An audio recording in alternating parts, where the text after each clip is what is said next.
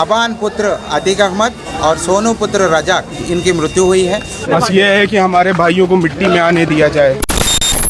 उत्तर प्रदेश के प्रयागराज और झांसी जिले से इस वक्त की एक बहुत बड़ी खबर सामने आ रही है।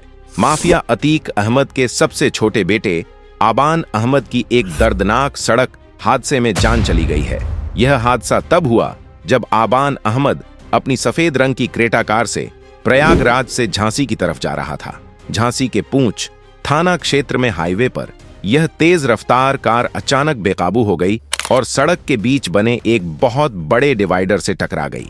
इस हादसे में आबान अहमद और गाड़ी चला रहे उसके दोस्त सोनू की मौके पर ही मौत हो गई, जबकि कार में सवार 2 अन्य दोस्त गंभीर रूप से घायल हो गए हैं।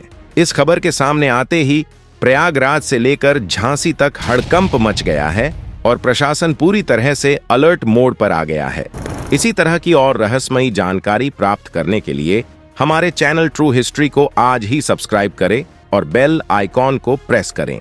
अगर हम इस पूरे घटनाक्रम को शुरुआत से समझें तो आबान अहमद अपने 3 दोस्तों के साथ प्रयागराज से झांसी के लिए निकला था। उसका मुख्य उद्देश्य झांसी की जेल में बंद अपने बड़े भाई अली अहमद से मुलाकात करना था। अली अहमद पिछले कुछ समय से झांसी की जेल में बंद है और आबान उससे मिलने के लिए ही यह सफर तय कर रहा था। लेकिन झांसी पहुंचने से पहले ही हाईवे पर एक ऐसा भीषण हादसा हो गया जिसने सब कुछ बदल कर रख दिया। पूंछ थाना क्षेत्र के पास जैसे ही उनकी क्रेटा कार पहुंची, गाड़ी का संतुलन अचानक पूरी तरह बिगड़ गया और तेज रफ्तार में कार सीधे जाकर डिवाइडर में जा घुसी। टक्कर इतनी भयानक थी कि कार का अगला हिस्सा पूरी तरह से पिचक गया और गाड़ी के परखच्चे उड़ गए। हादसे के तुरंत बाद आसपास के स्थानीय लोग और राहगीर मौके पर दौड़कर पहुंचे। चश्मदीदों के मुताबिक दुर्घटनाग्रस्त कार की हालत देखकर हर कोई कांप उठा। गाड़ी के अंदर चारों लोग बुरी तरह से फंसे हुए थे। स्थानीय लोगों ने बहुत मशक्कत के बाद गाड़ी के दरवाजों को खींचकर खोला और अंदर फंसे लोगों को बाहर निकालने का काम शुरू किया। ड्राइविंग सीट पर आबान का दोस्त सोनू पड़ा हुआ था, जबकि उसके बगल वाली पैसेंजर सीट पर खुद आबान अहमद मौजूद था। जब राहगीरों ने आबान को गाड़ी के मलबे से बाहर निकाला तो उस समय उसकी सांसें चल रही थीं।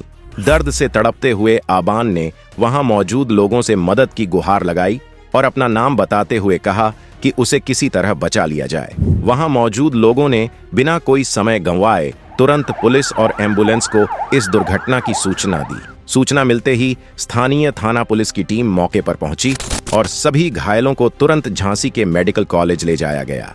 अस्पताल पहुंचते ही डॉक्टरों की टीम ने तुरंत इलाज शुरू किया और उन्हें बचाने की हर संभव कोशिश की। लेकिन हादसे में शरीर पर लगी चोटें इतनी गंभीर थीं कि डॉक्टरों की तमाम कोशिशों के बावजूद आबान अहमद को नहीं बचाया जा सका। डॉक्टरों ने जांच के बाद आबान अहमद को मृत घोषित कर दिया। इसके साथ ही कार चला रहे उसके दोस्त सोनू को भी डॉक्टरों ने मृत घोषित कर दिया।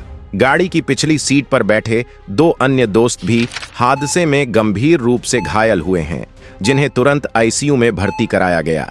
झांसी मेडिकल कॉलेज में डॉक्टरों की विशेष निगरानी में उनका इलाज चल रहा है और उनकी हालत अभी भी चिंताजनक बनी हुई है। अब इस हादसे की असली वजह क्या थी, इसे लेकर पुलिस अलग अलग पहलुओं से अपनी जांच आगे बढ़ा रही है। हादसे के कारणों को लेकर 2-3 अलग अलग बातें सामने आ रही हैं। दुर्घटना में घायल हुए एक दोस्त ने पुलिस को दिए अपने शुरुआती बयान में बताया कि वे लोग अपनी गाड़ी से सामान्य रफ्तार में जा रहे थे, लेकिन तभी अचानक सड़क पर एक जानवर सामने आ गया। उस जानवर को बचाने के चक्कर में ड्राइवर ने तेजी से स्टीयरिंग मोड़ा, जिससे गाड़ी बेकाबू होकर सीधे डिवाइडर से टकरा गई। वहीं कुछ स्थानीय लोगों का यह भी कहना था कि हाईवे पर कोई बड़ा पत्थर या ईंट का टुकड़ा पड़ा हुआ था, जिस पर तेज रफ्तार में कार का टायर चढ़ गया और गाड़ी हवा में उछलकर डिवाइडर में जा घुसी।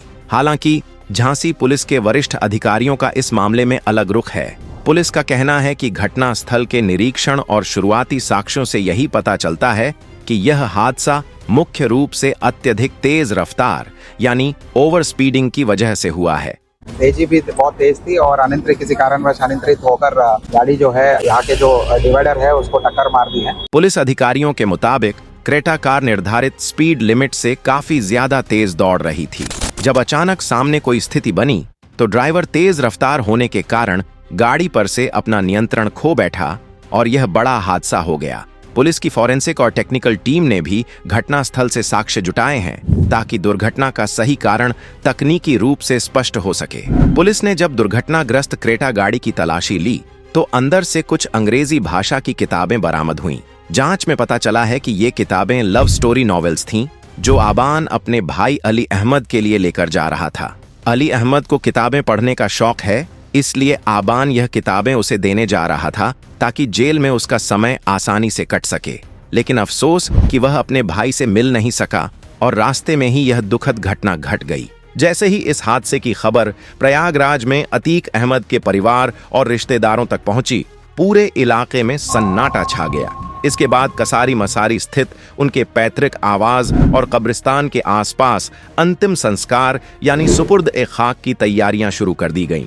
कसारी मसारी कब्रिस्तान में ही अतीक अहमद के परिवार के अन्य सदस्यों को भी दफनाया गया है, इसलिए आबान का अंतिम संस्कार भी इसी कसारी मसारी कब्रिस्तान में करने का फैसला लिया गया। इसी बीच अतीक अहमद के एक और बेटे एज़म अहमद का बयान भी सामने आया है। एज़म अहमद, जो पहले बाल सुधार गृह में था और बाद में कानूनी प्रक्रिया के तहत रिहा हुआ था, उसने पुलिस प्रशासन और अदालत से एक बहुत ही भावुक अपील की है। एज़म ने कहा कि जब उसके छोटे भाई आबान का जनाजा उठे और उसे मिट्टी दी जाए तो जेल में बंद उसके दोनों बड़े भाइयों अली अहमद और उमर अहमद को मानवीय आधार पर कुछ घंटों की पैरोल या अनुमति दी जानी चाहिए।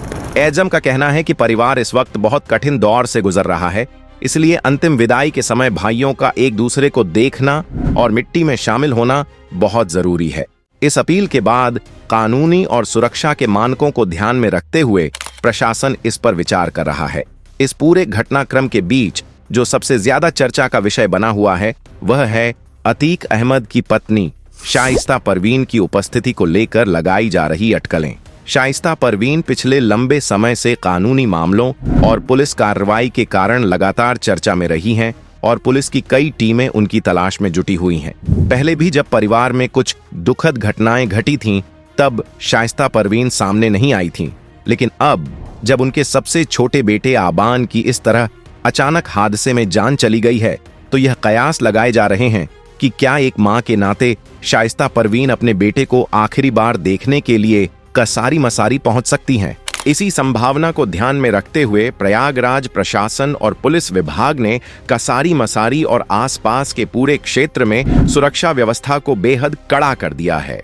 कसारी मसारी कब्रिस्तान और उसके जोड़ने वाले सभी मुख्य रास्तों पर भारी पुलिस बल तैनात कर दिया गया है।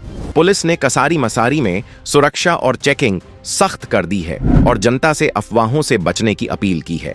झांसी में कागजी कार्रवाई पूरी होने के बाद पुलिस की कड़ी निगरानी में शव को अंतिम संस्कार के लिए प्रयागराज लाया जा रहा है। शुरुआती जांच में यह दर्दनाक हादसा तेज रफ्तार का नतीजा लग रहा है, लेकिन असली वजह पुलिस की फाइनल रिपोर्ट आने के बाद ही साफ होगी। फिलहाल सबकी नजरें कसारी मसारी के घटनाक्रम पर टिकी हुई हैं। आज की रिपोर्ट में बस इतना ही। अगर आपको हमारी यह जानकारी पसंद आई हो तो वीडियो को लाइक और शेयर जरूर करें। ऐसी ही सच्ची और बेबाक खबरों के लिए चैनल को सब्सक्राइब करना बिल्कुल ना भूलें। अपना ख्याल रखिए। धन्यवाद और जय हिंद।